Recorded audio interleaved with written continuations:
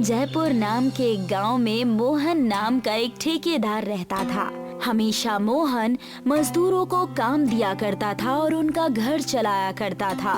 इसीलिए हमेशा गांव के लोग उसकी इज्जत किया करते थे और उसका कहना माना करते थे। तुम जैसे मजदूर अगर किसी को मिल जाए तो उसके भाग्य संवर जाए। 7 दिन के काम को तुमने 12 दिनों में किया है। समझदार तो हो ही। मालिक, हमें तो लगा कि आप हमें डांटेंगे, लेकिन आप हमारी तारीफ कैसे कर रहे हैं? अरे बेवकूफ, जितने ज्यादा दिन काम उतने ज्यादा दिन के पैसे। तुम सबके साथ साथ मैं भी तो कमा ही रहा हूँ ना। ऐसे ही मोहन चालाकी से लोगों को ठग लिया करता था और इस बात की किसी को भनक तक नहीं लगती। कुछ दिन बीत चुके थे। सरकारी रोड मैंने पिछले साल बनाई थी, उसके पैसे के लिए मैं अब तक भटक रहा हूँ। आप सबको अब तो शर्म आनी चाहिए। ज्यादा तेज ना बोलो। ये सोचो कि हम तुम्हें पैसे देने के लिए तैयार तो हैं, वरना दूसरों को तो हम अंदर भी नहीं ले रहे। अपने आप को खुशकिस्मत समझो। मालिक, आज कुछ हुआ? आप हमारे पैसे कब तक देंगे? रानी, मैं आज भी खाली हाथ ही आ रहा हूँ। उन्होंने अब जवाब देना ही बंद कर दिया है। हमारे पैसे कहीं डूब न जाएं। हे भगवान, मैं अपने परिवार को कैसे पालूंगी? ये सब कुछ आपके छल और कपट की वजह से हो रहा है। अगर आपने सबके साथ अच्छे से काम किया होता तो आज ये नौबत नहीं आती। हाँ हाँ, बड़ी आई मालिक को कहने वाली। जब तक पैसे मिल रहे थे तब तक मालिक से अच्छा कोई नहीं था, और अब पीछे भाग रही हो। नहीं गोपाल, तुम्हें किसी से कुछ कहने की कोई जरूरत नहीं है। तुम बस मेरे साथ चलो।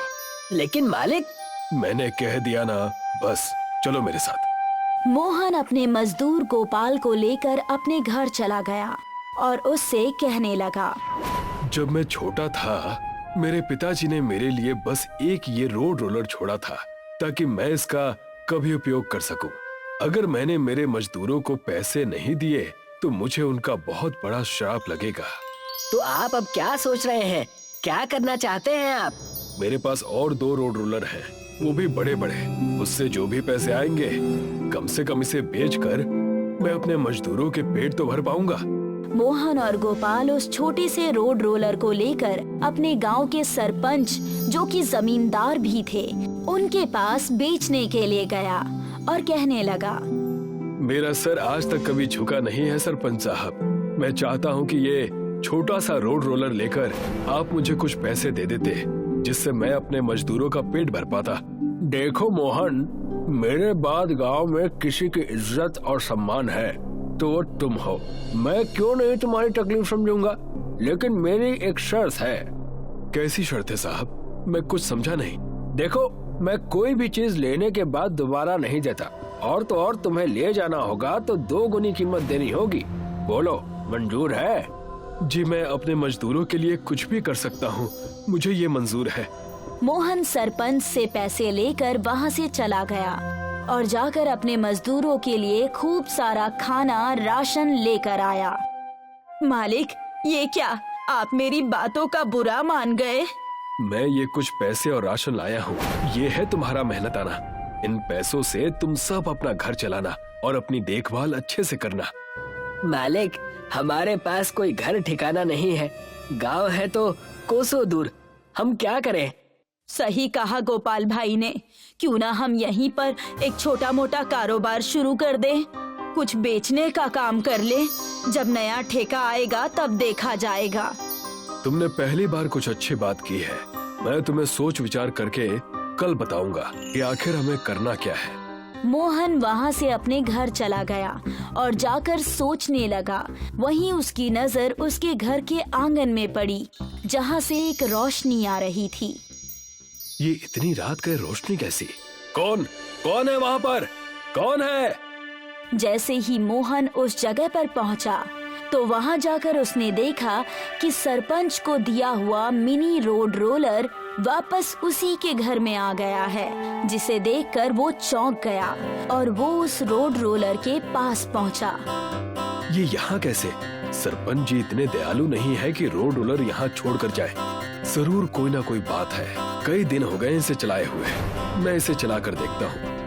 जैसे ही रोड रोलर को मोहन ने छुआ तो उस रोड रोलर में से एक चमकता हुआ संदेश पत्र निकला, जिसे देखकर पहले तो मोहन डर गया, लेकिन बाद में वो उस पत्र को पढ़ने लगा। अगर इस पत्र को बेटा तुम पढ़ रहे हो तो इसका मतलब ये है कि तुम मुसीबत में हो। ये रोड रोलर मायावी है, तमिलनाडु के मंदिर से पूजी हुई मायावी रोड रोलर। जब भी जीवन कठिनाई से जाए तुम इस रोड रोलर की मदद से डोसा बनाना, विशाल डोसा, जिससे पूरे 10 लोगों का पेट भर सके। ये रोड रोलर तुम्हें तुम्हारे ठिकाने पर लेकर जाएगा। मोहन के पत्र पढ़ते ही रोड रोलर वहाँ से चलने लगा और जाकर मोहन के घर के पीछे रुक गया, जहाँ मोहन ने देखा कि एक बड़ी सी प्लास्टिक की ताड़पत्री जमीन पर पड़ी हुई है और साफ सुथरा रोड रोलर वहाँ डोसा बना रहा है। मोहन अपने साथियों को बुलाकर उस जगह पर ले गया। मालिक, ये क्या, आखिर ये क्या माजरा है? रोड रोलर, डोसा, ये सब क्या हो रहा है? अब से हम सबको किसी के भी यहाँ ठोकर खाने की जरूरत नहीं है। अब से हम यहीं पर रोड रोलर का डोसा बनाएंगे। क्या सच? इस चीज में मुझसे आगे कोई नहीं जा पाएगा, आप देख लीजिएगा। तो सबसे पहले हमें डोसा का आटा लेना है, उसके बाद उसे इस बड़े से ताड़पत्री में डाल देना है। उसके बाद उसके ऊपर मसाला डालकर ये मिनी रोड रोलर उस आटे के ऊपर अपने आप चल जाएगा और डोसा तैयार। और क्या था, सबने ऐसा ही किया। ताड़पत्री में आटा डाला। ताड़पत्री में आटा डालते ही रोड रोलर उस पर चलने लगा। एक बार में 10 लोगों का खाना तैयार हो जाता था।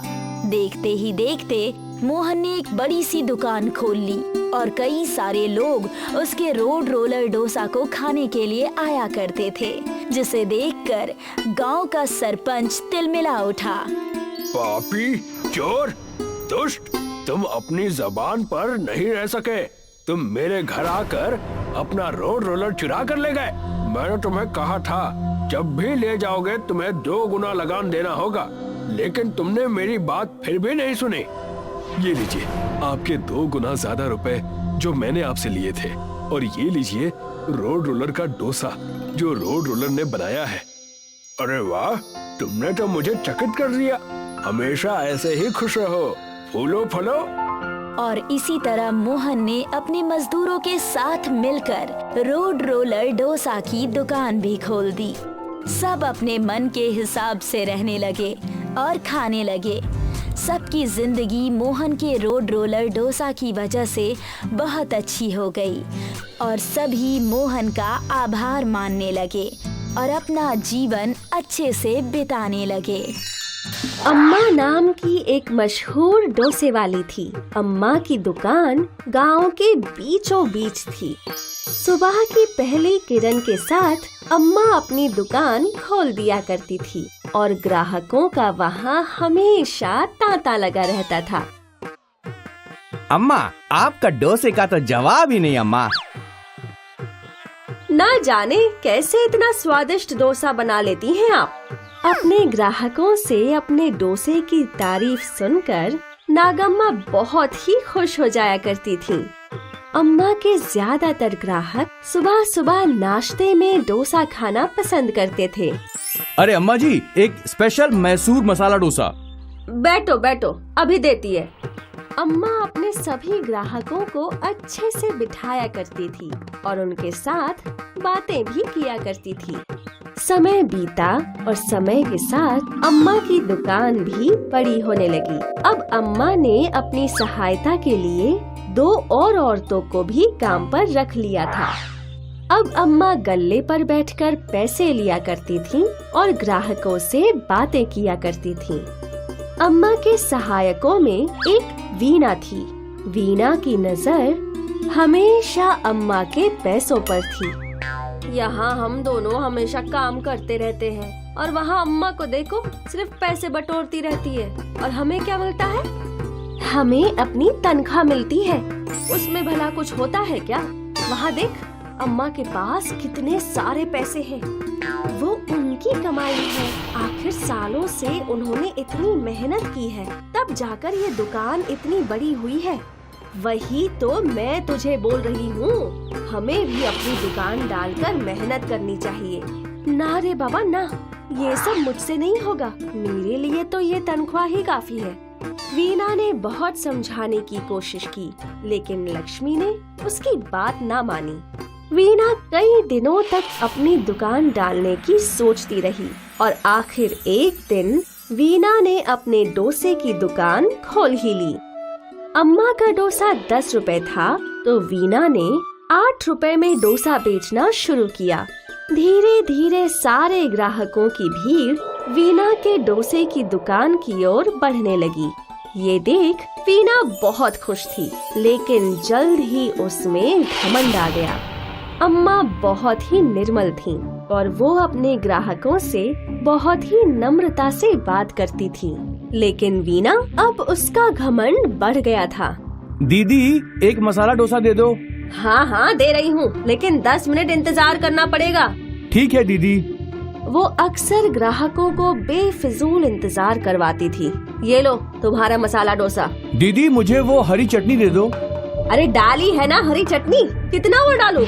वीना अक्सर ग्राहकों से छोटी बड़ी बात पर बहस करने लग जाती। कुछ समय बाद वीना का घमंड इतना बढ़ा कि उसने सोचा कि वो चाहे कुछ भी कर ले, तब भी ग्राहक उसी के पास आएंगे। क्योंकि मेरा दाम कम है, इसीलिए सारे ग्राहक मेरी ही दुकान पर आएंगे। रोज रोज सुबह 6 बजे दुकान खोलकर मैं थक गई हूँ। एक काम करती हूँ, कल से 7:30 बजे खोलूंगी। अगर ग्राहकों को इंतजार करना पड़े तो मुझे क्या, मेरी तो नींद अच्छे से पूरी होगी। और अगली सुबह रोज की तरह अम्मा की दुकान खुल गई, लेकिन वीना की दुकान बंद थी। ये देख सारे ग्राहक अम्मा की दुकान पर चले गए। ग्राहकों का तांता देखकर अम्मा ने युक्ति लगाई और अपने डोसे का दाम भी 8 रुपया कर दिया। 7:30 बजे वीना ने अपनी दुकान खोली, लेकिन अब जब ग्राहक वहां पहुंचे तो दोनों दुकानों पर एक ही दाम देखकर अरे वाह, अम्मा ने भी दाम घटा दिया। बड़े दिन हो गए अम्मा का डोसा खाए हुए। और फिर पूरा दिन ग्राहकों का तांता अम्मा की दुकान में ही था और यहाँ वीना की दुकान में इक्का दुक्का ग्राहक आ रहे थे। वीना मन ही मन जल रही थी और इस वजह से वो ग्राहकों पर चिल्ला बैठी, नहीं चाहिए तुम्हारा डोसा, तुम ही खाओ। सारे ग्राहक अम्मा की दुकान पर चले गए। आज अम्मा बहुत खुश थी क्योंकि एक बार फिर उनका व्यापार अच्छे से चल रहा था।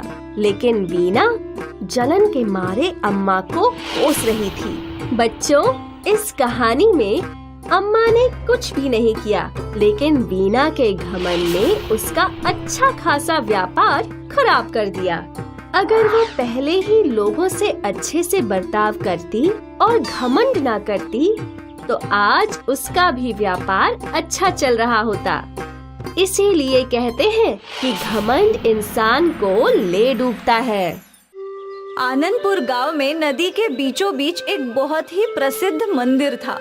इस मंदिर के बाहर वेंकट का एक छोटा सा स्टॉल था। इस स्टॉल में वो इडली, वड़ा और डोसा बेचा करता था। दर्शन करने आए हुए भक्त वेंकट के स्टॉल पर नाश्ता करते थे। भैया एक मसाला डोसा दो और 2 प्लेट बड़ा सांभर देना। आप बैठिए भैया, मैं अभी ले आता हूँ। वेंकट की पत्नी डोसा बनाया करती और वेंकट ग्राहकों को संभालता था।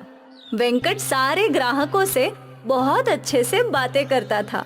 लोगों को वेंकट के डोसा स्टॉल पे डोसा खाना पसंद था। अरे भैया हमें भी 2 डोसा दे दीजिए। बिल्कुल भाई साहब, आप बैठिए, मैं बनवाता हूँ, बिल्कुल गरम गरम। वेंकट और पूजा मिलकर एक साथ काम करते थे, इसलिए उनकी आमदनी भी अच्छी थी। दोनों अपने व्यापार से बहुत खुश थे। बेटा आओ आओ बाबा, आप बैठिए, मैं आपके लिए कुछ लाता हूँ। वेंकट रोज इस बूढ़े भिखारी को खाना खिलाता था, पर ये बात उसकी पत्नी पूजा को बिल्कुल पसंद नहीं थी। क्या जरूरत थी इस भिखारी को आदत लगाने की? ये रोज चला आता है मुफ्त का खाने के लिए। पूजा क्या फर्क पड़ जाएगा, अगर हम किसी जरूरतमंद की मदद करते हैं तो। अरे पर आप अगर इसे मुफ्त में खाना ना दो तो क्या ये मर जाएगा? ये कुछ ना कुछ और कर ही लेगा ना। भगवान का दिया बहुत कुछ है हमारे पास। मुझे नहीं लगता है कि हमें किसी की मदद के लिए झिझकना चाहिए। जय हो दयावान, आप यूं ही लुटाते रहो। ऐसा ही चलता रहा तो यहाँ भिखारियों की लाइन लग जाएगी, लाइन। मुझसे जितना बन पड़ेगा उतना करूंगा, बाकी भगवान मालिक है। वेंकट ने उस बूढ़े भिखारी के लिए कुछ वड़े, इडली और चटनी भरी और उसे दे दी। भगवान तुम्हारा भला करे। बूढ़ा भिखारी खाने लगा। तभी वहाँ मंदिर का पंडित आया। पंडित दिखने में गोल मटोल था, छोटा कद और मोटी तोंड। जय माता दी। जय माता जी। पंडित जी आइए आइए ना, बैठिए। पूजा ने पंडित के लिए टेबल साफ किया और पंडित बैठ गया। क्या खाएंगे आप पंडित जी? 2 प्लेट वड़ा, 2 प्लेट इडली, 2 डोसा। आज के लिए बस इतना ही। अभी लाती हूँ। पूजा पंडित की सेवा में जुट गई। तभी वेंकट उसके पास गया। मैं इस बाबा को मुफ्त खिलाता हूँ, वो तो गरीब है। ये पंडित तो बहुत अमीर है, तो इसे मुफ्त खिलाती है। ब्राह्मणों के बारे में ऐसा नहीं बोलते। शास्त्रों में लिखा है ब्राह्मणों को खिलाने से पुण्य मिलता है। और जब से मैंने इस पंडित को खिलाना शुरू किया है, देखो हमारा धंधा बढ़ गया है। जैसी जिसकी सोच, तुम इस ब्राह्मण की सेवा करो। मैं जा रहा हूँ भगवान जी के दर्शन करने। ठीक है, जाओ।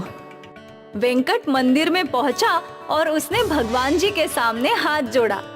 हे प्रभु, हमेशा मेरे साथ रहना और सबका भला करना।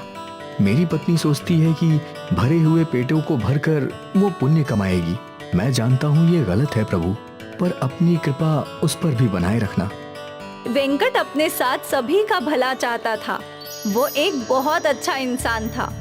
अपनी पत्नी से चुप चुप कर वो गरीब लोगों को मुफ्त में खाना खिलाया करता था। भगवान तेरा भला करे। वेंकट को जरूरतमंदों की मदद करने से बहुत खुशी मिलती थी, इसलिए वो छुपते छुपाते अच्छे काम करता ही रहता था। वही उसकी पत्नी पूजा मतलबी थी। वो सोचती थी कि भगवान उनका ही भला करे और इसी वजह से वो ब्राह्मणों की सेवा किया करती थी। खैर, ये सिलसिला चलता रहा। वेंकट और पूजा का डोसा स्टॉल भी ठीक ही चल रहा था। वेंकट गरीबों की मदद करता और पूजा ब्राह्मणों की सेवा करती।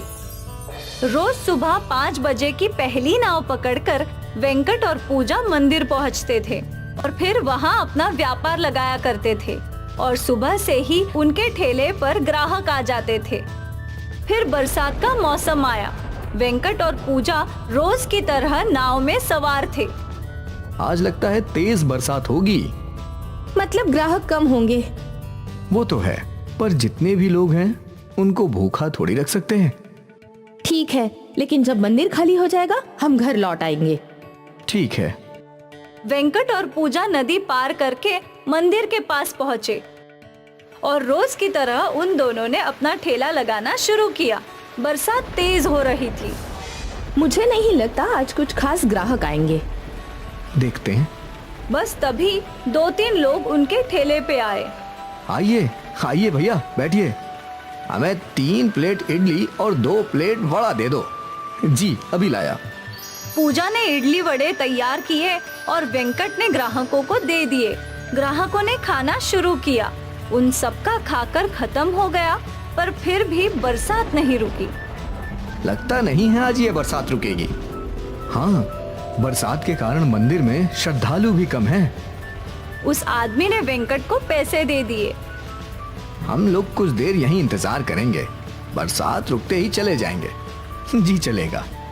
वो लोग काफी देर तक इंतजार करते रहे, पर बरसात नहीं थमी।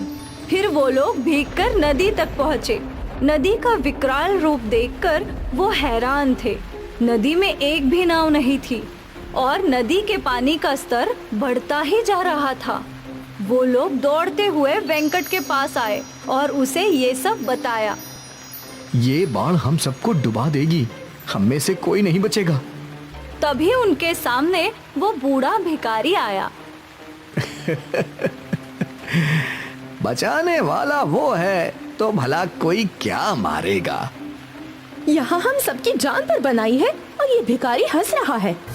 हमें कुछ तो करना होगा। हे भगवान, हम सबको सुरक्षित किनारे पहुंचा दो। हे भगवान, कृपा करो। वेंकट भगवान जी से प्रार्थना करने लगा। तभी उस बूढ़े भिखारी ने सामने रखी एक डोसे की प्लेट उठा ली। हम सब इतने बड़े खतरे में हैं और तुझे खाने की पड़ी है। मेरे पीछे आओ। भिखारी के साथ सभी लोग नदी के पास पहुँचे। भिखारी ने उस डोसे की प्लेट को जमीन पर रख दिया और अपनी आंखें बंद कर ली और जादू से उस डोसे का आकार बढ़ने लगा। डोसे का आकार इतना बड़ा हो गया कि मानो बड़ी नाव हो। वहाँ खड़े सभी लोग हैरान थे। ये जादुई विशाल डोसा नाव नदी को बड़ी आसानी से पार करा लेगी। तुम सब इसमें बैठ जाओ। सभी लोग नाव में बैठ गए सिवाय उस भिखारी के। आप भी आइए। नहीं बेटा, मुझे बचाने वाला वो है, तुम सब जाओ। भिखारी के इशारा करते ही विशाल डोसा नाव नदी में तैरने लगी। पानी की बड़ी बड़ी लहरों का उस नाव पर कोई असर नहीं था। अंदर बैठे सभी लोग सुरक्षित थे। वो सभी लोग दूसरी ओर पहुंच गए। सभी ने भगवान जी का शुक्रिया किया और उनके उतरते ही विशाल डोसा नाव पानी में डूब गई। आज वेंकट के साथ सभी लोगों ने एक करिश्मा देखा था, विशाल डोसा बोट का करिश्मा। शायद वेंकट की अच्छाई ही थी कि उसे जादुई विशाल डोसा बोट बचाने आई थी।